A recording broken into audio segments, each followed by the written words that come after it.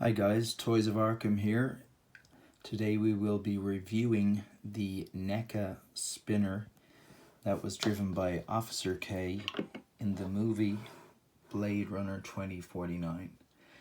And those of you who would follow my Instagram page would know that I am a huge fan of Blade Runner, and this model car in particular I find is a really good design. As you can see, it closely follows the design of the original Blade Runner movie, but there are some slight changes to bring it to that newer look, which would be obviously consistent with 2049 in general. And some of you may have spotted that in the new movie there is a brand on this particular car, and it was Peugeot or Peugeot, whichever way you might want to pronounce it. And that was interesting because as a brand, I haven't seen a whole lot of new model cars in reality on the roads from Peugeot, so it's interesting that they got the main sponsorship for this particular model futuristic car. So looking at this, it is made by Neca Toys. It is part of their Cinemachines line. It is approximately 6 inches in length. And as you can see, it has a brushed grey paint app on it. What is really to note about this particular model is that it doesn't actually open, so the doors don't open, and there is no way of seeing inside the model. As you know, most model cars would have a see-through window and you'd be able to look in and see the interior, be it the seats or the dashboard. Unfortunately, in this particular model, all you get is this sort of a blue sheen paint app, which obviously represents the mirrors, windows, and the skylight of the vehicle. And as you can see that they're sculpted on also wipers, which would be very important in the torrential rain of the Blade Runner universe. Now this car was driven by Officer K in the movie, and as you can see, there's an awful lot of detail in this particular model. It is made of a die-cast metal, so it has quite a bit of weight in it. It has movable wheels, so there are functional wheels on the bottom. So if you want it, you can drive it back and forth. If we go closer in here, you'll see that there's some battle damage of sorts on the front right wing of the vehicle.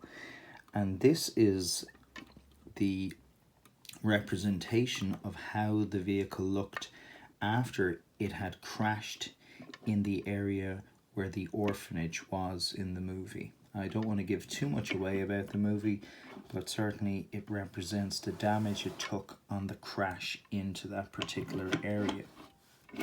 So if we look at it from the front, you can see that it has curved areas there to contain the wheels. And again, it has that very sleek Blade Runner look, very unique to the universe of Blade Runner. And of course, this car was able to drive, obviously, on the ground and also fly. So if we look at it from the back, again, an awful lot of detail. It has the registration number, and it also has where the compulsion or jet jet exhausts would be. Then on the underbelly, although you probably wouldn't display it like this, you can see there is a little bit of detail. Obviously, there has to be some sort of a print from a copyright trademark perspective and all of that, but generally speaking, there are some details there that if there was a display of this on your roof or wherever you'd want to hang it, it still looks pretty good. You can see that this particular paint app is extremely good, extremely detailed. This car looks like it has taken a few knocks, and that's the way it should look. It was far from perfect in the movie. It looked like a well-used police vehicle, and it was represented that way from the very beginning, not just after that particular scene I spoke of earlier. So you would have seen this initially in the movie when Officer K went to visit Sapper Morton at the very outset of the movie. And from there on it features quite a bit in the movie. So if you're a Blade Runner fan, as I am, this is a must-have vehicle for your collection. If you have the 6-inch figures in your collection, unfortunately this is not to scale with those. However, it's still worth having, as there won't be, I understand, a 6-inch scale figure version of this car. There was talk of it from Neca when the line was first announced. However, it appears that they've done a U-turn on that, and they haven't formally announced anyway that there will be a 6-inch version of this in scale for the figures that you could possibly put the figures into. That's unfortunate. However, at least we got this.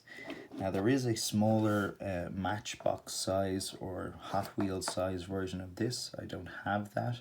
I'd rather this size because there's certainly more detail that's represented on this particular model because of this larger size. So if you have any further queries about this particular vehicle, please comment below. Otherwise, thank you very much for paying attention for the last 7 minutes, and hopefully you'll tune in for some more. Take care.